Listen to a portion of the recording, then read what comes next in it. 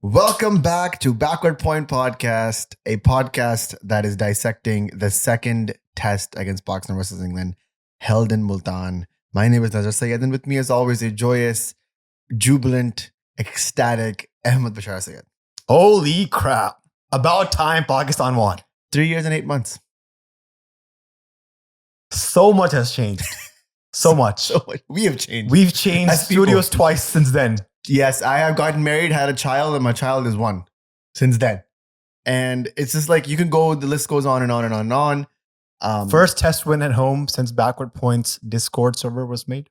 First test win at home since Backward Point, full stop, almost, it seems like. Backward Point launched 2023, January, in this iteration at least. And we are yet to witness a home win. I mean, we've live streamed so much stuff. We've been there through thick and thin. And now here we are. We've been there physically as well because I've seen Pakistan draw a test match in Karachi. Yeah. When New Zealand was over. If I'm being honest, I think I've forgotten how to do a podcast when Pakistan has won. And for all money, this podcast might just tank in terms of views and comments just because we've noticed a trend where Backward Point does well when Pakistan does bad. And people we see in person, they're like, yo, I love the podcast. I watched you guys when Pakistan lost to India. Or I watched you guys when you lost to the USA. So at times, I feel like we act as therapy for a lot of our listeners and especially our occasional fans. Therapy can go both ways, which is when you're feeling distressed and distraught, you can come out and feel like you need someone to talk to or someone to explain things to you. And it can go the other way when you're feeling great and jubilant and you just want somebody to put into words how you're feeling. And honestly, I feel both happy and because I was on a razor's edge. I'll be honest.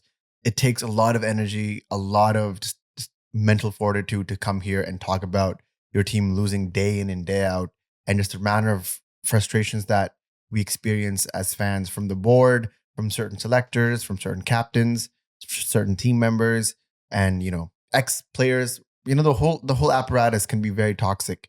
And it was getting really, really taxing to come sit here and keep talking about and repeating the same things over and over again. And you know what? I think the views will be just fine. I think the fans are in a good place now. And, if the views are tanking, we can always invoke the great 46 all-out that India had against New Zealand at home. And we will be talking about that because honestly, what a day for Test match cricket. I tweeted from Backward Point Twitter channel that Test match cricket is alive and well at quote tweeting that India went all out for 46. And then on the other hand, New Zealand came out, scored 400. So, and then Pakistan winning against England at home. Like, it's just like, are the stars aligning? If you're a Pakistan cricket fan, are the stars aligning if you're just a cricket fan at all? Seeing a mammoth powerhouse like India just completely laid flat at their home, as Pakistan has been doing for the past 2.5, 3 years. It just felt like, the rites of passage are now switching over and Pakistan winning at home while India is suffering. It just feels like a rite of passage, honestly. I'm out of words. I think it's important to stay calm and balanced when Pakistan loses and wins. Oftentimes, when I'm sure many of you have thought, let me start a podcast on cricket and Pakistan cricket because I'm a Pakistani. That's what I thought as well when I started Backward Point. But over time, I realized that Pakistan cricket can sometimes be more than just cricket. A lot of it is what happens behind the scenes. And once you get to know more details about it, it just becomes so toxic. You're like, what did I get myself into? We were warned many times by alumni of the podcast, people who have been on, players and management alike, that the closer you get to the fire, the easier you get burned in Pakistan cricket. And that there is a whole different level when you're just a fan of the game, as opposed to being someone who's actually part of the apparatus. And for better or for worse, we are now part of the apparatus. We are signed to a Pakistan Super League team.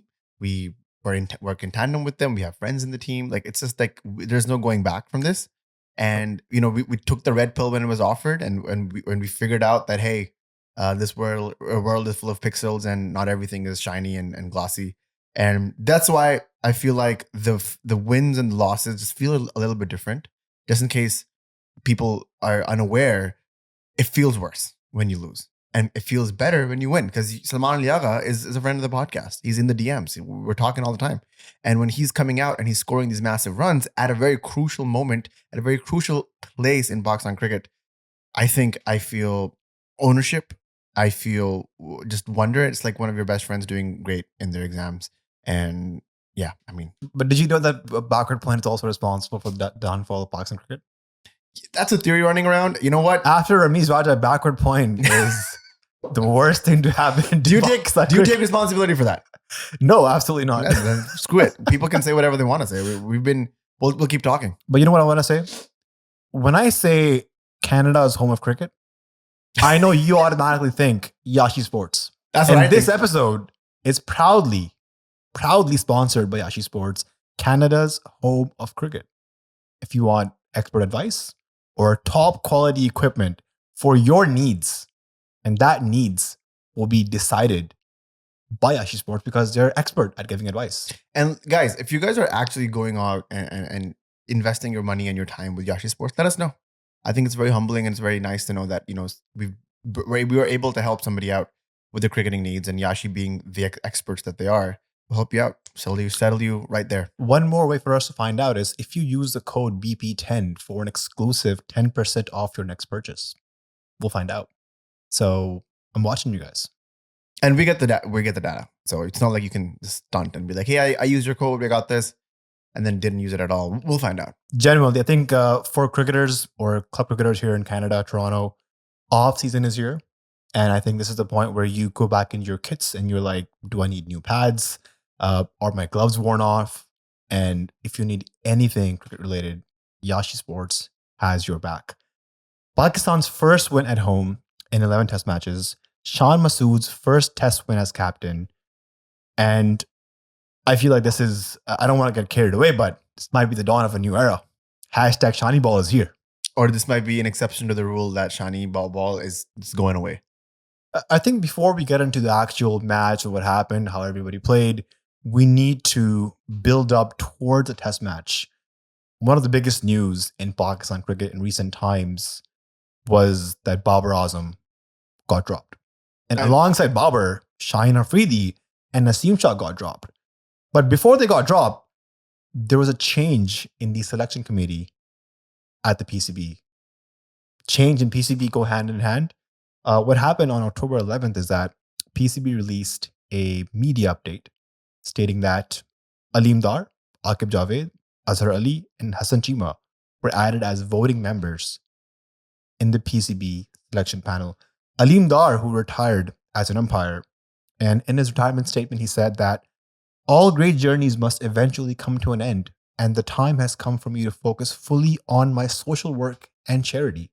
Shortly after this, he joins the PCB as a selector. So is this gig as a selector part of his charity work, social work? What's going on here? It's a pro bono situation where he just comes in, fixes Pakistan cricket. Was anybody sacked during the selection roundup? Mohammad Yusuf resigned. Asad Shafiq, I heard, was playing league cricket in the USA. Not sure exactly what's going on. There's been so many changes, I've lost track. And the most recent change after this one is we're hearing that the coach and captain will not have voting options in the playing 11 anymore. The news is so mucky that you hear sometimes that they do, sometimes they don't. I've heard both things from different outlets, respectable outlets. So I don't know what to believe at this point. I mean, mid-series, you drop one of your best batsmen. Mid-series, you drop your star bowlers. And then you have a change of selection, change of heads. I was surprised that they even let Shan continue.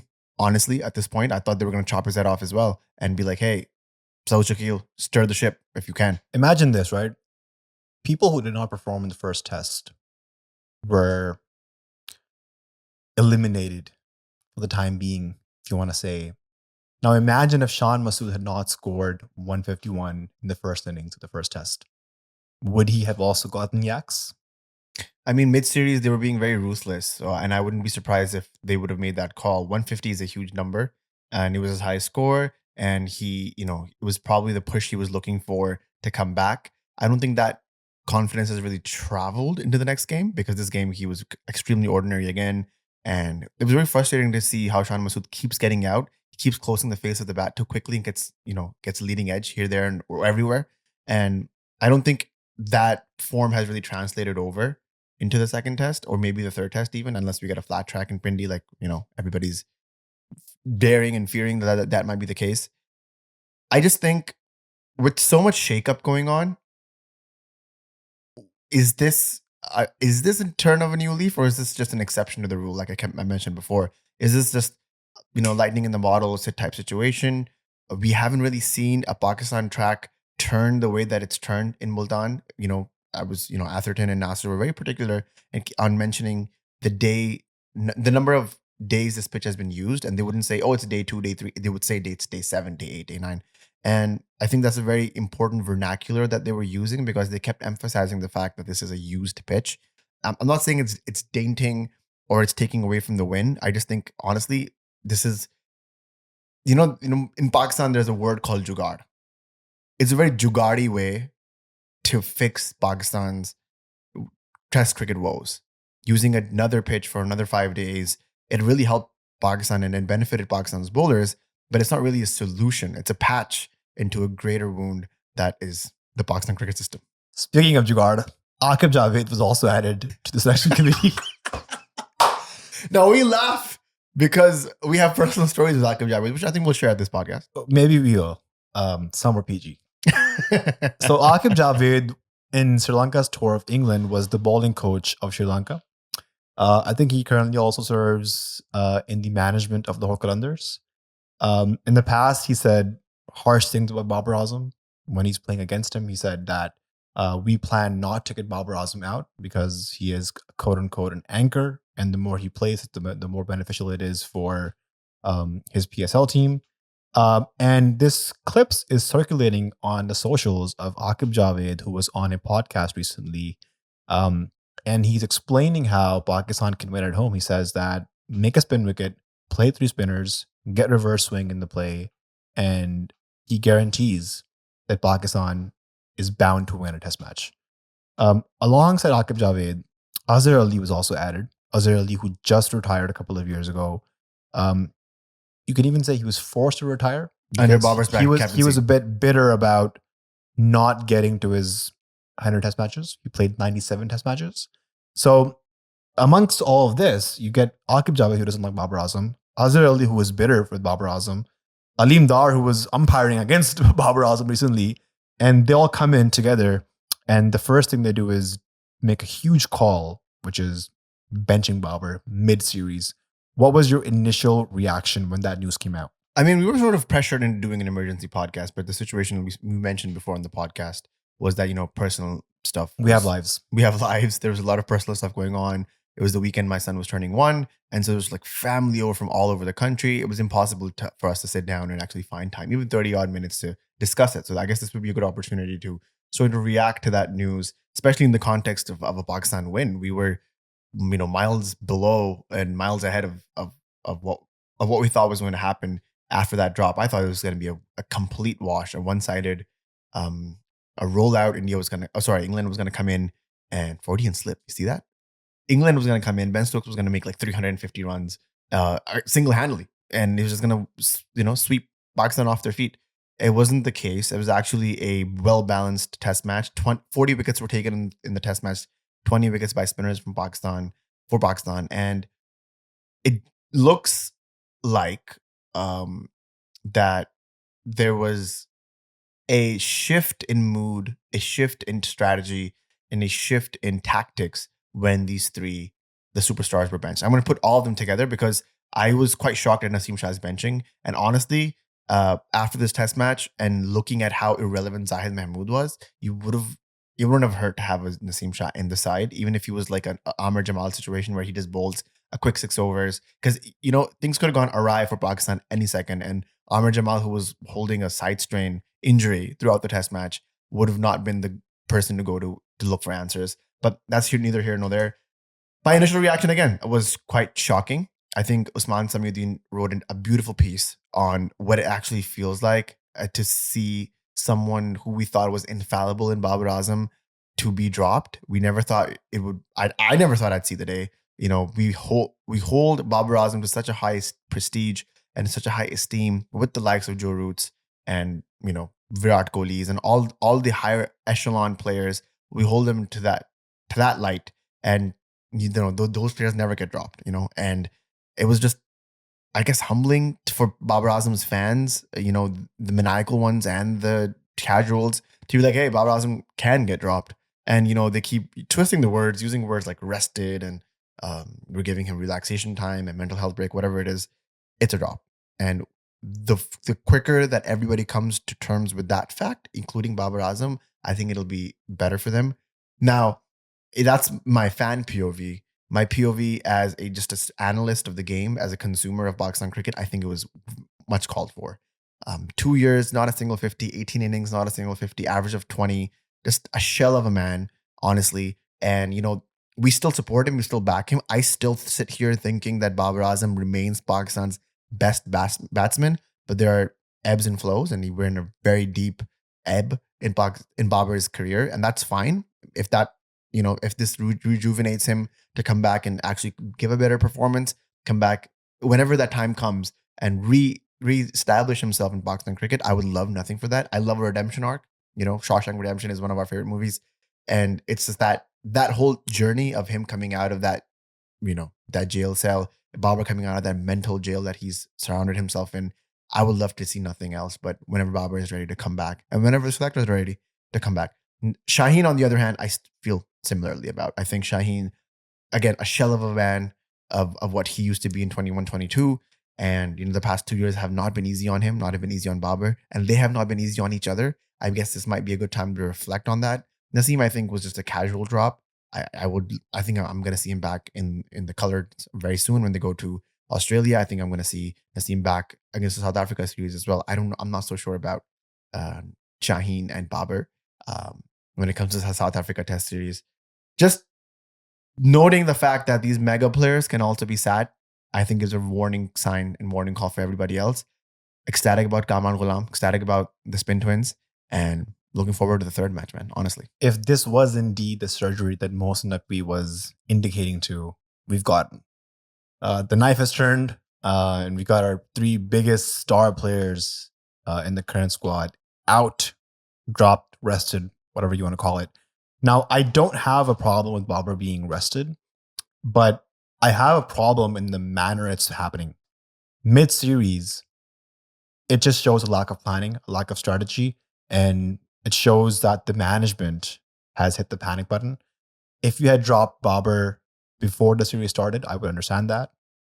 If you had dropped him after the 3 Test match series, I would also understand that. But just midway through, I think for a player of Babar's caliber and stature within Pakistan cricket, I thought that was disrespectful. I think Babar deserves better. And just for it to happen the way it happened, not a big fan. Shaheen Naseem, I think you could say it's a bit of a form issue. And it's also the way Pakistan wanted to make the pitch for the second Test match. And let's get to that. Let's get to the fact that we made a turning track. But just before we get to that, sorry, just one last thing on Babar being dropped. Fakhr Zaman made a tweet for Babar Azam. Now, you might be able to connect the dots. Fakhr Zaman and Babar Azam are being managed by the same athlete management company, Sai Corps. And Fakhr Zaman came out and supported Babar Azam, saying that it is concerning to hear suggestions about dropping Babar Azam. India didn't bench Virat Kohli during his rough stretch between 2020 and 2023, where he averaged 19.3, 28.21, and 26.5, respectively.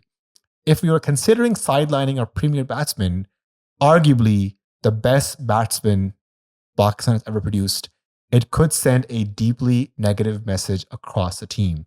There is still time to avoid pressing the panic button. We should focus on safeguarding our key players rather than undermining them. Now, shortly after this tweet, the PCB has issued a show cause notice to Fakhr Zaman.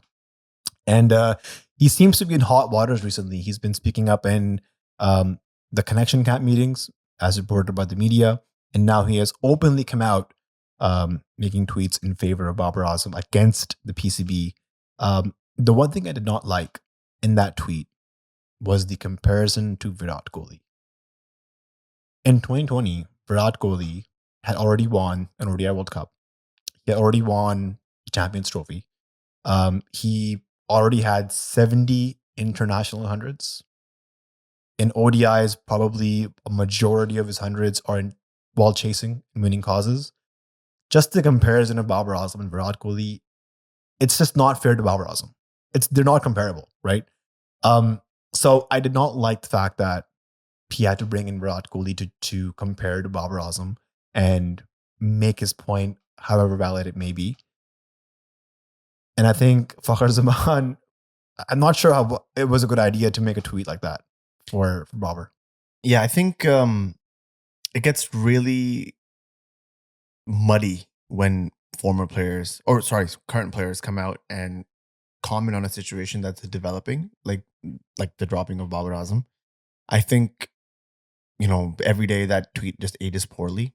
And we actually were able to sit down and have a long and interesting conversation with the CEO of SAG Corps, Babar Azam. And we discussed a lot of matters, including social media engagement and whatnot. And Talabai has a very specific way of thinking. He has a very poignant way of figuring stuff out. And, his clients are some of the biggest names in Pakistan cricket, which he's also aware of. So, having him support his star player, it just makes sense to me from a business point of view. Just from a aesthetic point of view, or optically, just feels like it just rubs me the wrong way. And every day that tweet, I see it on the socials, I feel like it's aged worse and worse. I did want to mention the one thing.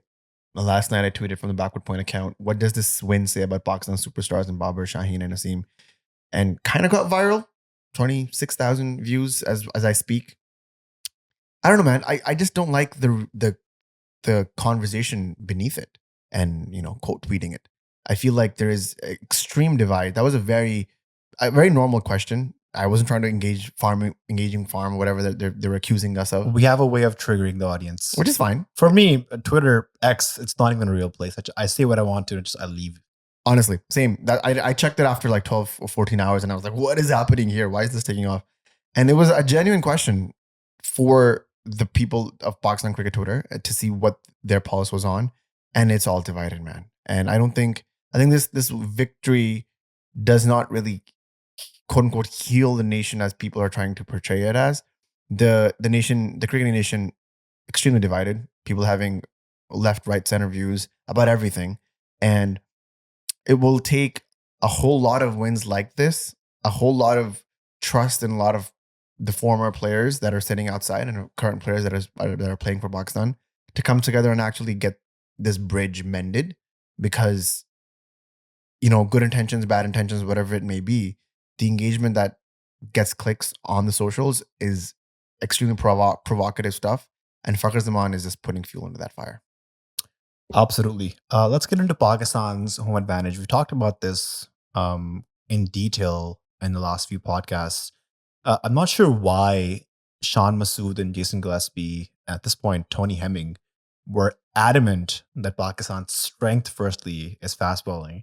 And secondly, why they wanted to make pacey, bouncy, green top pitches in Pakistan when over the course of cricket in Pakistan, we've always seen that spin bowling and reverse swing has been Pakistan's formula of winning matches at home. Azhar Mahmood came out after the first test match against Bangladesh in Pindi, saying that Pakistan does not have the spin options to take 20 wickets in a match, which is why Pakistan pushed for a green top wicket. Now, Pakistan producing a green top wicket for a team like England is the same as if Pakistan goes to Lords and England prepares a rack turner for Pakistan, right? Why would we give the English players their home conditions at our home? We've talked about this again in detail. Look at how India plays Test cricket, not the last match that's going on, not that one. But aside from that, you look at how India plays, you look at how Sri Lanka plays in Gaul, you look at how Bangladesh play at home. They make spinning tracks. They play 3 spinners. They have an aspect of reverse swing because of the square being dry. And that's how they get teams to go on their knees and lose. Now, I'm not sure why Sean and Jason were adamant on reinventing the wheel and trying out something brand new did not make sense to me. But I'm glad that common sense or better sense prevailed in the second test in Multan. What were your thoughts? I honestly will not. It's a tough gig, man. The coaching and the captaining of a Pakistan cricket team, an ever changing, ever evolving situation. It almost seems like evolution is happening in this team every 6 months. So it's tough to go out there and see what's stable and what's um, what's constant. So I don't really fault them for trying something new. It was had been about 2.5, 2 years when these two guys came over for Pakistan. Never even have a single win at home. So maybe they were thinking that whatever the formula was before is not working. I don't know why Azhar Mahmood made that statement, because if you go back and look at the history of what actually happens in Pakistan and what actually happens in the subcontinent pitches, turn and spin is a huge aspect of Test match cricket in the subcontinent. If you want to see great swing seam bowling, you go to England, Australia, New Zealand, South Africa, even. But if you want to see good spin bowling, you come and check out the subcontinent games. That's just been a constant part of the culture. I think, um, just in terms of tenures of Ramiz Raja and then his subsequent 11, almost, it feels like, chairmans that have come forth, it feels like it's a tenure thing where one tenure came in and destroyed the fabric of how cricket was played. Just destroyed almost the culture of how cricket was administered in Pakistan. And then these other people have been trying to either right the ship or find another way to smash it into pieces. And I will try to give credit to Jason Gillespie and Shan Masood here to at least trying something. Definitely didn't work. Like, I'm not going to give them credit for the success of this. I honestly, it's shocking to me that it didn't occur to the management before that, hey, we do have spinners that can take 20 wickets. We do have a deep spinning bench. And, even it felt like for the longest time, and the way that the news was talking about it, the way that all the fans were talking about it, that it actually genuinely felt like we didn't have a spinner. And then these two people come out and take 20 wickets in the entire test match, and it makes you and I even look like idiots, because we were like, who's the spinner that Pakistan has that they can rely on? And suddenly Noman and Sajid come out and be like, hey, we've been in the domestic circuit for literally ages. I mean, decades for Noman Ali, honestly. And It is said that no man can get Jorut out. No man Ali did. that's a horrible joke. I think you should be ashamed of yourself for even bringing that up. Secondly, It took freaking Akib Javed to come in and fix Pakistan's test team. Take that in. I mean, that's incredible. That's Pakistan cricket, literally in a nutshell. That and then again, it's a very Jugaadi setup. I don't know how relieved I am of this win. I mean, I'm glad there's a W in front of 7 straight losses or 6 straight losses for Shan. There definitely is something to celebrate there. But when I come back, I'm like, well, is Pakistan even able to produce the same track again in Pindi, which is notorious for having like almost 1,000 runs hit in the test matches? Like, I don't know. I'm not sure. Going into the test match, Pakistan announced they're playing 11, and we saw, as you mentioned, big changes. Kamran Ghulam came in for Babar Azam. Noman Ali, Sajid Khan, Zahid Mahmood came in for Naseem Shah, Shaheen Shah, and Babar Ahmed. Now, Kamran Ghulam, incredible story. We've been hinting on this podcast that Kamran Ghulam is knocking. He's been knocking, and it came to the point where, have you seen those hydraulic equipments that the SWAT team uses to bang in or crash through doors? Yes. That is exactly what Kamran Ghulam did. He took one of those hydraulic bulldozers, he smashed the door open, and he comes in to bat. Pakistan is 19 for 2. He is filling Babar Azam's shoes at number 4. It is a must-win game. Pakistan is 1-0 down, and he becomes the 13th Pakistani player to score a century on Test match debut. I think, if there's an example of somebody taking an opportunity and grasping it with both hands and literally running away with it, that's Kamran Ghulam there. That's KG. And for 3 years, he was being picked, dropped, picked, dropped. Why was he being picked? Why was he being dropped? Nobody knows. And it just goes to show, like, he, like you so eloquently mentioned how he had the biggest shoes in Pakistan cricket to fill. And, with such a toxic fan base at the coattails, with people having extreme opinions about the dropping of Babar Azam, Kamran Ghulam was set up for failure, as most Pakistan cricketers are when they're joining the Greens. And he just, Irfan Tanejo has a great saying which says, "Sar niche kaam upar," which is like keep your head down and let your work speak for you. And that's what he did. Sar niche, Kamran upar. Kamran upar, the truth, honestly. And he went out there and the confidence he showed at a turner that it was, and just the sometimes at a loss of words because I've seen that innings 2 or 3 times, and I was one of the Babar Azam fans that was really hoping that would come out from Babar. But Kamran Ghulam, who has been, much like Salman Ali Agha, a blue collar cricketer, putting in the hours, putting in the minutes, putting in the deliveries, and putting in the minutes in the 4-day cricket in domestic circuits, trying to get better and better and better for an opportunity like this. I think it speaks volumes. I think he's going to be a great addition to Pakistan's test squad, and eventually, if he does transition over to the greens, I think it'll be a great addition to what seems like a tumultuous top order for Pakistan. We talk about the domestic ground on this podcast, and Kamran Ghulam has been through it all. He's been baked in Pakistan's domestic circuit. 4,500 runs at a 49 average, 17 centuries, 20 50s, and in 2020-2021 season, he broke the record of scoring the most runs ever in one season of the Babar Azam Trophy, Pakistan's premier first-class domestic system. And he's just been at it. An interesting fact about him is that he started off his career as a left-arm spinner. He was initially picked in the PSL by Islamabad United. And then he transformed himself in a batsman. He had some cheeky shots like the sweep, the reverse sweep. And we saw him really develop into a white ball batsman as well. He was very handy for Lahore Qalandars when he was picked there. And finally, when he got a chance here, I was just shocked to see how confident he was. He came down the track in the initial parts of his innings to Jack Leach, smashed him for a 6. He got to 100 with a slog sweep. He was not afraid to sweep the ball or reverse sweep the ball. He seemed at home, literally, with the conditions. It did not look like he was on debut. And you can see someone who's been through the grind of domestic cricket, they look ready. A lot of people in Pakistan are mentors. They launched this new system of the champions, one-day cup champions, first-class cup. Why? Because there is a huge gap between Pakistan's domestic cricket and international cricket. But in reality, when you see Pakistan's top domestic performers go to international, whether it be Khurram Shahzad, Mir Hamza, Salman Agha, Noman Ali, Sajid Khan, Kamran Ghulam, Saud Shakil, they are delivering.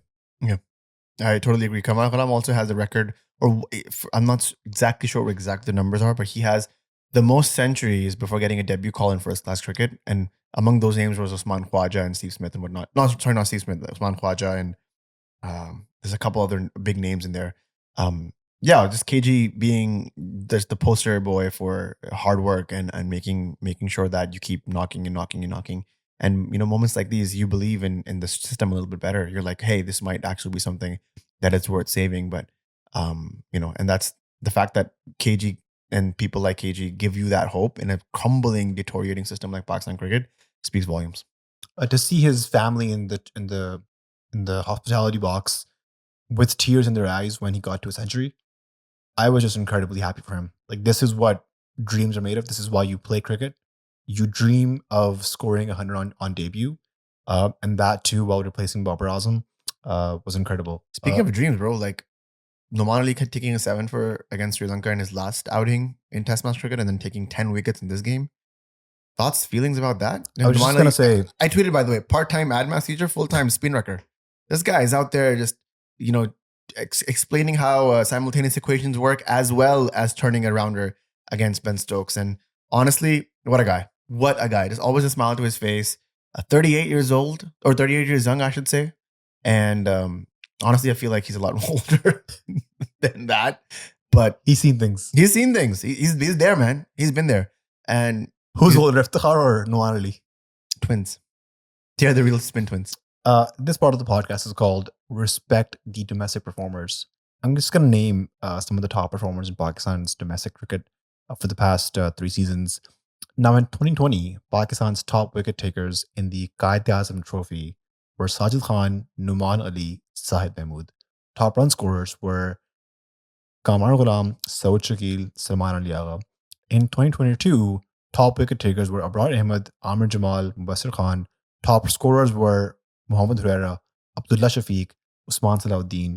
This past season, top wicket takers were Khurram Shahzad, Mir Hamza, Muhammad Ali. Top scorers were Sahib Zada Farhan, Sarfaraz Ahmed, Asad Shafiq. What I'm trying to say is, amongst these names, any player Pakistan has tried and tested in the test team has come in, has looked comfortable, it looks like they know their game and they've performed. Now, a few names that we've mentioned here that have not gotten a chance yet. I'm really excited to see how they do. One name is Huraira. He's been the top run scorer the past couple of seasons. He seems like he's young, he's talented, he's exciting, and he might be ready for a test call up very soon. But just to answer your question, Noman, Sajid, that bowling duo, I would not imagine have taken 20 wickets this whole match. Bowled with they varied their pace, bowled with variation, bowled smartly according to their fields, and really took advantage of the loop, the flight, when they want to bowl it quick, when they want to bowl an arm ball, deceiving some of the top batters. Using the rough of the pitch. Exactly. And they wanted to make sure that they made a statement with the way they were bowling. And, the way that Sajid Khan literally came in the first innings of England's batting. And there was a point where they were like 200 for 2 or 220 for 2. And then he just took 4 wickets in succession, coming out with 7 in that first innings. And, this is the reason why he was the man of the match, or player of the match, even though he only took the 9 wickets and Noman took the 10. It feels like he turned the tides after his spell at the end of day 3 or day 2, I should say. And that was what changed the momentum of the game. Pakistan was ahead for most of this test match anyways, but that was that critical moment where it gave Pakistan the gravitas to go out and actually had the confidence to go out and actually seal the deal. So that's why, Handy with the bat too came out and scored 22, 25 odd runs with Salman, Agha, which propels Pakistan lead. That would have been, knocked up for 220, 230, went up to all the way to 297. Noman and Sajid's grit while they were batting showed that they were hungry to perform. You compare that to the intent that Naseem Shah and Shaheen Shah showed in the second innings of the first test. The differences are poles apart. These guys wanted to stick in, score runs, and I actually even saw a clip of Noman Ali flicking a ball towards the leg side, and Salman Ali asked him, "Did you hit that intentionally?" And Noman Ali says, "Yes, your boy hit that like Lara." Yeah, bhai tere Lara. I mean, why not? Love it. Why not? I love the confidence. Very stark differences you've presented to everybody here. I just think the first example you gave of Naseem and Shaheen were I just feel like those were tailenders just extremely frustrated with the situation that they were presented in, and Noman and Sajid were in a different situation, just internally, team dynamics and whatnot. They felt like they were presented maybe a better plate. I don't think you can compare those two. What Naseem and Shaheen have been going through, the way that the PCB treats its fast bowlers, honestly, it's horrific. And, if that was a statement, a protest, even if a mild one, I'll take it. I heard Noman and Sajid both in the post-match interviews with Zainab Abbas. And both of them, I think on day 2 and day 3, complained about performing for Pakistan and then being dropped for no reason. Sajid Khan has 2 Man of the Match awards in his 9 test matches. Nobody has taken more Man of the Match awards than him in that playing period. And that includes players like Babar Azam, Mohammad Rizwan, and Shaheen Afridi. Noman Ali, you mentioned, took 7 wickets in the last innings of the last match he played in Sri Lanka, and he was dropped after that. So, in fairness, he was dropped because the next test series was in Australia against Australia, and it didn't really seem fair to take Noman Ali there because he wouldn't really be useful there in pitches like Australia presents. So, in fairness, and then it was a year after that Pakistan found themselves playing test cricket. I feel like Pakistan needs to identify who their main spinner is. And like I mentioned in the Bangladesh series podcast, that Australia has Nathan Lyon, and regardless if they're playing on a green top at Lords or the spinning conditions in India, Nathan Lyon is a solid part of their team. He's consistently playing there, and Pakistan needs to know, who is our main spinner? Is it Abrar? Is it Noman Ali? Is it Sajid Khan? And they need to groom them and give them the correct opportunities Now, Noman Ali's age is a concern. He's 38 years old. Shahid Afridi mentioned them as emerging spinners. Emerging. I was on a Discord channel during the match, and I was like, if Noman and Sajid were to make a spin duo name, what would it be? I don't know. I feel like this is a lead up to a joke. No, a genuine question. I don't know. I think it's too Noman soon. and Sajid, if you were to put them together, do you know how Rizwan Babar is Rizbar? What would be Noman and Sajid? Nojid? No, Salman? Soman? I don't know. I feel like the chat would be. Sajman. I feel like the chat. Sajman. Sajman sounds like a Middle Eastern rap superhero. Rap with a W, WRAP. I don't know. I feel like the chat should let us know what that name would be for the Spin Twins. I like the Spin Twins. Pakistan Spin Twins. I like that. What do you think? One's a balding man, one's already bald.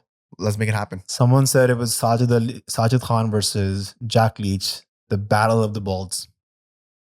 I think we should move forward before we get into this deeper into the balding man. Salman Agha. When I think of Salman Agha, I think of clutch. There's accelerator, brake, and then there's Salman Agha. There's no clutch. He is clutch. Salman Agha has been a revelation in the test team. He scored most of his test runs in first class at number 4, number 5 in the top order.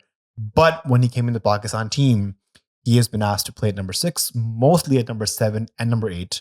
And he has just been a revelation. He reminds me of Asad Shafiq, if Asad Shafiq could ball off spin, and if he was a good slip fielder. Some stats on Salman Agha. No player has scored more runs at number 7 or lower in this World Test Championship cycle than Salman Agha. He scored 743 runs at an average of 61.9. He has the most 50s batting at number 6 or lower in test matches since his debut. I like his attitude. I like that he plays at number 6 and number 7. He does not complain that he plays at this position. In the Islamabad United podcast, I asked him how he manages playing at this number. And he said initially he was having issues, but then what really helped him is that firstly, he was accepting that this was the role that team needs him to play. And secondly, he had to figure out who he's batting with. Sometimes he's batting with Rizwan, but mostly he's batting with the tail. And batting with the tail is an art form of its own. So you got to know how many balls you want to face, how many balls you want to give for the tail ender. But he's just putting up crucial runs for Pakistan at number 7, number 8. And I am incredibly happy for his success. 16 test matches with an average of 47.6, and ODIs, he's played 21 with an average of 40.5. He's averaging over 40 in both formats that he's played internationally. T20s, he hasn't gotten a chance yet, but I would suspect that might change soon as well, especially with the form that he presents himself with Islamabad United, a championship winning team. He had a very big hand on that. I've said it before, I'll say it again. Blue collar test match player, Bruce Springsteen-esque mindset, just working class. How he wants to put in the hours, put in the grind, and we need an 11 full of Salman Aghas. That ethos, that spirit that he brings into the game. He wants to win, but he wants to win on his own terms. The reflexes that he has at slip, one of Pakistan's best fielders, I would say, after Shadab Khan, and just brings a calmness into the game. After his 16 match stint, I feel like Pakistan's lower middle order is the backbone of Pakistan cricket. Pakistan's top order hasn't been performing as well as they need to be. That includes the likes of ABD and Shan Masood and just Babar the Azam. opening pair of Abdullah and Saim. I think they've only gone double digits once. Yeah, first time. It's concerning. Yeah. So you spoke of Mohammad Herrera before, and I think this would be a great point to pivot into what we think is going to happen in the next test match. ABD, I mean, it's not happening for him. His technical disabilities are on complete show. He's been bowled 5 times in the last 10 innings. And the way that he brings the bat down from first, second slip when he's trying to play a straight ball, playing all over the delivery. People like us are pointing it out, which means that the other teams are definitely going to exploit it. And they have been exploiting it. He seems rusty. I think I don't know. He's not the same. It's not the spark that he had when he came back into international cricket. Again, I remember him coming down the track, hitting Bumrah over mid-on for 4. That's not the same confidence that he seems to be ensuing into his cricket right now. And maybe try a new hand. The problem is that Pakistan's test team is already so inexperienced, and especially our top order, Shan Masood, Saima Ayub, Abdullah Shafiq, these guys are all extremely inexperienced. I think they have like 9 test centuries combined. And amongst this scenario, if you take out Abdullah and put in Herrera, that's just going for further inexperience. If you don't do that now, then you have to keep up the line for the entire WTC cycle, because you cannot take young Mohamed Herrera and debut him in South Africa and just get completely botched. Even Babar Azam could not do anything in South Africa. What Babar had a decent tour. I mean, I guess that was the awakening, sort of, when he was batting at number 6, number 7. But it was he couldn't get a century across. Yeah, it's going to be tough. It's going to be a very big ask. Yeah, not sure what sort of call they make, but I think it'll be interesting. Changes for third test. Oh, I just wanted to mention briefly, I think I was quite hard on Saima Ayub, the way that he got out in the first test.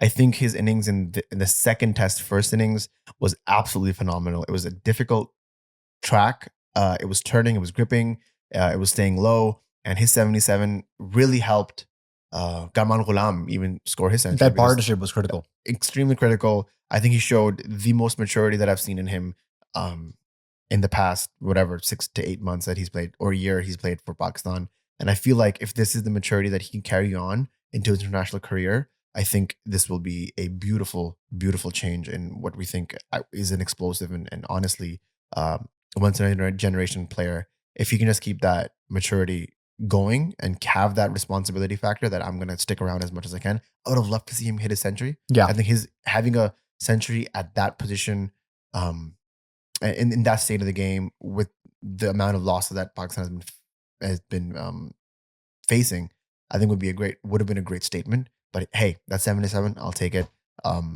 Yeah, good on time. Love to see that. Keep it up. Looking ahead for the third test, we're not sure exactly what sort of a pitch Bindi will have. I'm not even sure Shan Masood knows. But what I heard is that the pitch curator is working on it. We're not exactly sure how the soil at Bindi will act. There's a long gap, by the way, between this test match. This test match ended in almost 3.5 days, so we have an extra day plus the space that was 24th is the next test. Yeah, so it's almost a week from now, which is a long time to prepare something. If they start shaving the pitch off now, trying to see what they can do, maybe have a practice game, as people are suggesting. Funnily enough, no, I think people need rest.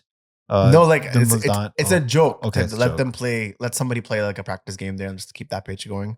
I don't think they're gonna do that. Obviously, it's international ground. But that being said, it has to be a turner.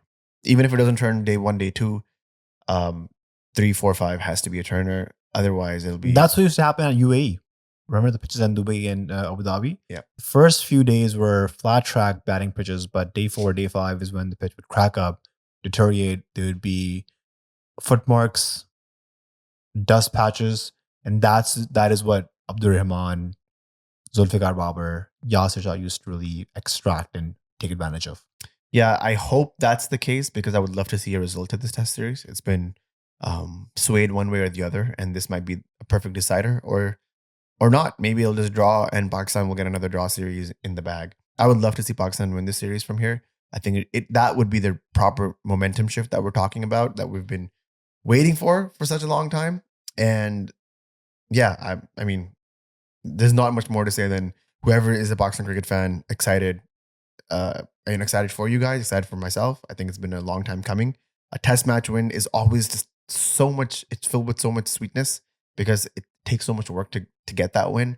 And even though Pakistan may be out of the WTC, it's still a positive thing that we can extract. So let's keep that up. This one gives a lot of relief to every Pakistani fan. Yeah. I had this funny incident happen over the weekend where on Mikhail's birthday, I had a quick run to the dollar store, and I got recognized there by the cashier. Turns out, fan of the pod, and he said that he stopped following cricket after Pakistan lost to India. And he said he felt bad for me because I have to do this podcast when Pakistan has been on a losing streak. But mostly him and people like him have stopped following Pakistan cricket post World Cup, and with all the BS that's happening that comes with the baggage of Pakistan cricket, it's been a hard few months to be a Pakistan fan. But this win, it's a rainbow. What's that Coldplay song? Oh, When it looked like the sun wouldn't shine anymore, God put a rainbow in the sky, in the clouds. in the clouds. Yeah, it's a Maya Angelou poem that you're quoting that Coldplay used in one of their songs recently in their new album. Good album, Moon Music. Check it out. Yeah, I feel similarly about that. I'm just gonna do a quick shout out to the Patreon members. I did post on the Patreon maybe a bit prematurely just because I was gonna go to sleep. In England were 8 down when I posted their thoughts, comments, as I do at the end of any Pakistan game. And I have some really interesting comments that I'd like to read out loud for you guys. Umair Siddiqui said, so Babar and Shaheen were the problem, I guess. Laughing emoji. I know Naseem was overworked, but dropping the other two was necessary. I don't know if they were the problem. People are calling Babar the quote-unquote panoti, which just means bad luck. I think that's unfair. That's personal. Muhammad Amr came out with a tweet. I don't know if you've seen this. I did. Start calling all the hate and the personal attacks against Babar to stop. I think that's a very positive thing, especially because he's been one of those people that's been critical of him without being and being a little bit personal at times. But I think him coming out bearing the hatchet should put a lot of people at ease. You're really excited right now. What are you pulling on your phone? Because you mentioned Mohammad Amr, I also saw a tweet from Mohammad Hafiz, and Mohammad Hafiz said that Pakistan cricket need impactful performances like Kamran Ghulam, Salman Agha, Sajid Khan, and Noman Ali for winning cause. Surely not PR agencies. Because you mentioned Mohammad Amr, because Mohammad Amr and Hafiz had this thing going on. I don't know what to say about that. I think that again, it's a poorly tweeted by Hafiz, but that's his opinion. Moving on. Yusuf Ahmed Shamsi says, so no more Babsi, Sheenu, and Nasima. I think it's a rest. I honestly think, and I don't want to jinx anything, Shah is trying to turn things around. I'm giving him full credit. But I don't think he is able. He's going to be able to. I don't think he goes to South Africa at all. But I also don't think any new captain would want to go to South Africa. Pakistan, because it's sort of Pakistan can't.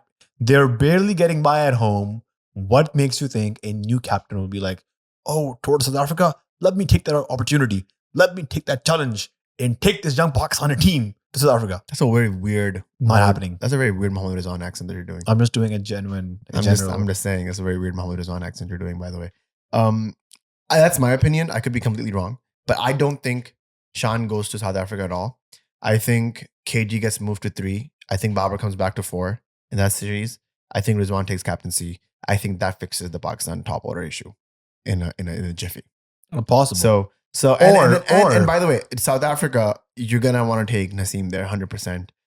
You might want to rest Shaheen for that series and take Mir Hamza, who's actually in really good form. And we actually think Mir Hamza might be playing the next test match against England anyways, because Ahmed Mahmood he was there, but he didn't really need to be. What they can also do is, let's say if Sean scores runs the next match and Pakistan wins, that means he is captain for the next. If that happens, then he stays. If that happens, I think one of the openers gets to sit. Abdullah or Saim, probably Abdullah. And Sean goes to open, KG at 3, Babar back at 4. Yeah, but Babar stays at 4, you're saying?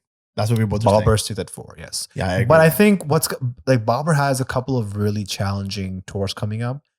And I'm not sure if this rest will prepare him for these upcoming challenges. Pakistan white ball tour to Australia, followed by a tour to Zimbabwe, which I think Babar Azam should rest out.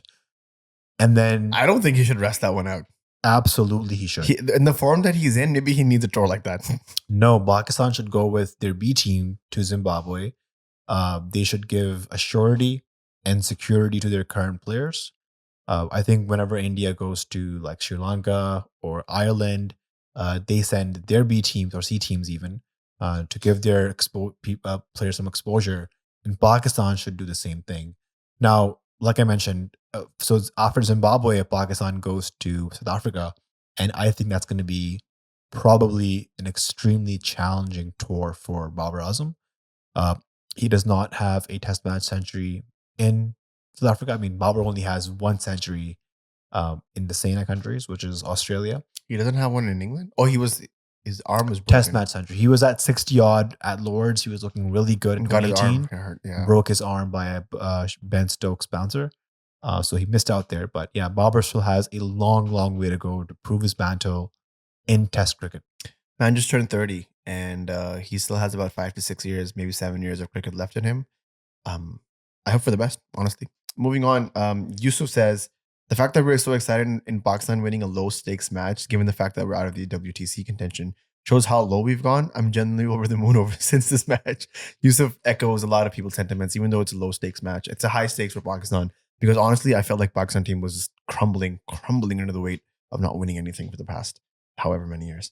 Kavish comes in after a long time. He says, so after 3 years, Pakistan finally know their strength at home, spinning tracks, or was this a one-off? Better late than never. I feel like this was something Pakistan knew and just forgot about, and then now they're like rediscovering themselves. They're going through an eat, pray, love situation, Bashar, where they're just out there feeling themselves out. Zain Ali says, just glad this didn't jinx anything. Honestly, Zain, I was stressed out when I posted this.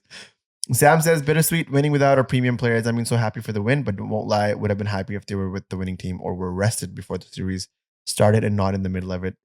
We never treat our players right and no agenda here. It was time for them to step back and work on their form. But the way it was handled was just, well, typical PCB. I think we discussed this. Absolutely. I agree with Sam. Totally agreeing with Sam here. You'll never know who I am says, hope this glory isn't short-lived and Pakistan is able to continue playing in this manner at home and everything else. But what a day. Pakistan spinning their way to victory and India getting obliterated by New Zealand, that too in their own home. Honestly, the fact that we haven't touched on that test match enough and it's already been 57 minutes of this podcast speaks volumes. I don't know. Before you go, do you want to talk a little bit about that? We've seen that 46 all out like 3 times. I've seen it on Twitter. I've seen it on the big screen on at our TV with our dad, and I've seen it again on Twitter again. So so you've seen them multiple times. Multiple times. And honestly, what I cannot stop looking at is KL Rahul and Virat Kohli in slips and the ball is passing between them. Very Pakistan heritage cricket moment, but I'll take it. Would you say you've seen India 46 all out more than the Pakistan test match? Yes. And that made me go back and watch India 36 all out as well, which Cricket Australia's official account was like, hey, 46 is better than 36 and has sparked a lot of controversy. I mean, what are your thoughts on that? I think India messed up in terms of the pitch that they made. I think Rohit Sharma came out and accepted that they had misread the pitch. Horrible call. Watching that opening spell almost gave me flashbacks to the 2019 ODI World Cup semifinal, where Bolt and Matt Henry had India literally locked up. And had Rishabh Pant not scored his 20 odd, India wouldn't have even made like 30. So 46 at home, India's lowest total ever at home. Embarrassing. You don't expect this sort of a performance from India, who has been so dominant at home. They beat England 4-1.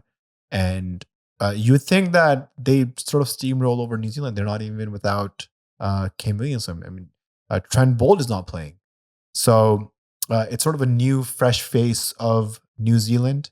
The good thing about New Zealand is that they have limited talent. And because they have limited talent, they have no choice but to invest in them, help them improve and groom. And if you compare that to Pakistan or India, there's just volumes of talent, which is why sometimes you can see that they don't take care of their players enough. Virat Kohli, Sarfaraz Khan, KL Rahul, Ravindra Jadeja, and Ravichandra Ashwin all went out for duck. That's insane. 5 ducks in this innings. India just squirming their way up to 46 in 31.2 overs with 4 extras in there as well. And honestly, you can have a bad day, but I hope you never have that bad of a day at home. Pakistan cricket has not won a single test match in 3 years, but that's a performance that Pakistan would not want to even come close to them. I mean, this test match seems all but over to me, honestly. New Zealand go out and score 402 runs. Amazing knock by Ravindra. Ravindra? Rachin Ravindra, right? Rachin Ravindra. I said that right. Ravindra Jadeja and Rachin Ravindra just give me the scares. Ramiz butchered this Jadeja and Ashwin thing. I think he said something like Ravindra, Ashwin, or something in the comms box. Bro, Ramiz has having a horrible comms this entire series. Like, this absolute trash commentary. Talking about like lemons and vegetables. Someone take him off the mic. I think he's having a horrible, horrible breakdown in front of everybody. And there's another moment where you just showed it to me where he was interviewing Noman, and he's like, I haven't seen you play cricket in such a long time. He's like, Mashallah, you're 38. Yeah, last time I played cricket, bro, I took a 7 for it. Where were you at? Yeah, New Zealand coming out, scoring 402. Rachin Ravindra with the beautiful 134. But you know what stood out for me? 65 that Tim Southee had. At one point, in 10 overs, New Zealand had scored 85 runs. There was an over where this hit Ashwin for 20. It was just like, I was watching this on Quick Info, and it was just like colorful green and purple and green and purple. Just a horrible, horrible day for Indian cricket right now. And they're 240 for 3. The trail is 116, but I'd be surprised if they give a huge target here. It should be an easy win for New Zealand. The game has already started. The goalie got out on the last delivery of the day. That's always horrible. You have to go back and think about it for the rest of the day. And it just seems like India's going to lose one at home, which is a rare, rare feat. One bit of advice or my thoughts on India's test at home.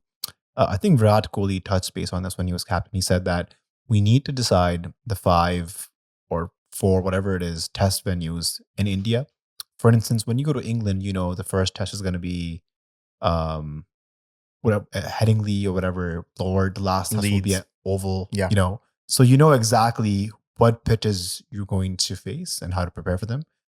Similarly, in Australia, you know, probably the first test will be at the Gabba, and then you go to MCG, and then you go to Sydney. And that's sort of, so you know the venues beforehand, so you can prepare accordingly. And similarly, I think if India outlines their top 5 test venues and just have pitches prepared for them accordingly, like how they wanted to, that will not only give their players clarity, but also the players touring to India clarity as well. Look at us, man. Commenting on Indian cricket. One test win for Pakistan, and suddenly we were experts in Indian cricket. Let's go. I'm looking forward to the IPL draft. I'm looking forward to the comments. Reports that Henrik Larsson will be retained by Sunrisers Hyderabad for 23 crores, which is nearly 2.7 million USD. And I told you this, if you prorate this for like an NBA season, I think this is comparable money. Really? For the amount of work that he's doing for 8 weeks. For 8 weeks. Hey, IPL, you know where we're at. Hit us up. That's all I'm gonna say. I mean, it's been a great time potting with you, man. We rarely get time to have this kind of fun and actually discuss a win of our team. And then even though stepping out of our boundaries and even talking about Indian cricket, something we want to do more often, and talk about other teams, not only Pakistan cricket, which can get really toxic and boring and stale.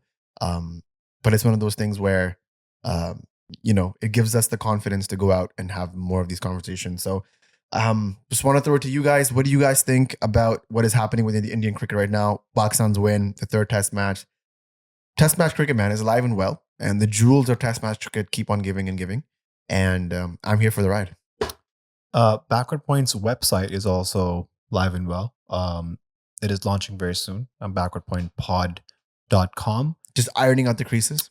Correct. There is an official video dropping very soon, launching the website. And along the website, we'll be launching a weekly Backward Point newsletter. Written by yours truly and Bashar. We're going to be alternating every week. And this is a major step forward for us for being in publication. Only because we feel like the more you write, the more articulate you get. The reason that we admire Battafa so much, or the Sky Sports podcast, or any of these other podcasts that we listen to when we're consuming cricket, is that most of them are journalists. And what journalists do is write. And I feel like that'll help us become better orators, better idea generators of the game, and it'll just make us better podcasters. So a very positive step for Backward Point, and very excited to share it with everybody. If you guys haven't already, the subscribe button, rate us on the audio platform. It really helps help people find the podcast. And if you want, you can join our Discord community for absolutely free. Links in the description. I think of all the things that we've done at Backward Point, I am most proud of the Discord community. We have over 1,000 people joined in, and it is the place to be when any cricket match is happening. There's memes, There's a net session. People post videos of them playing cricket. Other people comment in. There's live commentary where you can talk to people during live matches, and it's just a place to be. I 100% agree. Thank you everybody for tuning in. You know, just keeping with us for over an hour. It was a great podcast. I love talking about boxing cricket when they're on the up, and yeah, hopefully we'll be back with more. There's a lot of exciting stuff that we have shelved. There's the Nazar versus Bashar match that we played shelved right now. Hopefully coming after this test series, and we have an exciting guest that we also talked to that is probably dropping very soon. Keep an eye out on that. Check us out on our socials, and yeah, thank you very much for listening to Backward Point. Thanks. See you.